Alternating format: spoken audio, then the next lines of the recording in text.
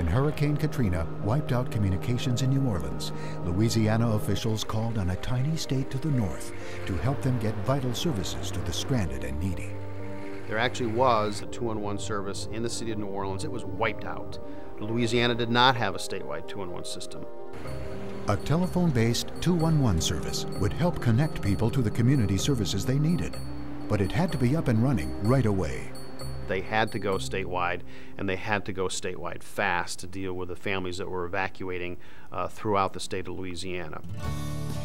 So they called on Connecticut, the first to offer statewide 211 service. Connecticut's 211 service was launched in the 70s by the state and the United Way to help residents connect to the state's broad range of community services. Good morning, 211. May I help you? Today, United Way 211 has evolved into something far richer than an information line. It's a treasure trove of information, available every hour of every day, helping more than 300,000 people a year.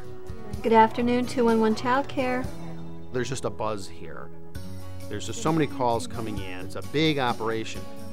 We get about 500,000 calls in total a year across all of our various programs.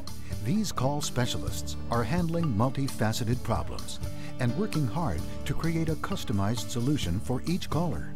Let me take a look and see what I may have right in town for you. Hold on just one moment. We don't want to send you off on a wild goose chase and give you a phone number for an organization that sounds like they might help you, but we're not really sure. I'm going to refer you to some local food pantries in your area. We can talk this through with you and increase the chances of getting a good match for the service that you need. We're talking about responsibilities that you have when you're talking to our callers. All of the call specialists have college degrees and experience in social and human services. Then they undergo extensive training once they're here. We go through some intense training as far as helping out with suicide information. After speaking with us for a little while, they may decide that what they thought they were looking for isn't at all what they really feel that their child needs, and a different program would be more suitable. We do the legwork for them, and then we'll call them back and give them that information, and then follow up to make sure that they get connected. What's the nature of your disability, if you don't mind my asking, please? You can go home knowing that you did everything that you could that particular day to try to help somebody, and I believe that the community benefits as well. I think ultimately everyone benefits from 211.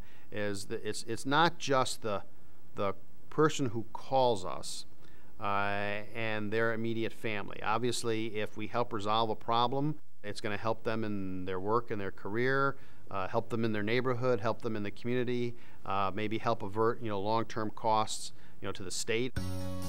At the same time, the incoming calls allow United Way to alert the state to emerging trends, such as the increased need for energy assistance when fuel costs spike. Kind of mapped out some things we could actually map out at this point, and we've talked about. We can be a tremendous source of information to understand the problems, the challenges, and ultimately the successes as to how we solve these problems as communities. 211 may help you. Hi, is Maria there? Does he have health insurance? Let me see what we can do to help you. In a world in which maybe we become a little too cynical of thinking about all the problems and the barriers that stand between us and getting help, 211 is that just wonderfully simple idea. Call us and we'll help you connect. 211 Childcare, how may I help you?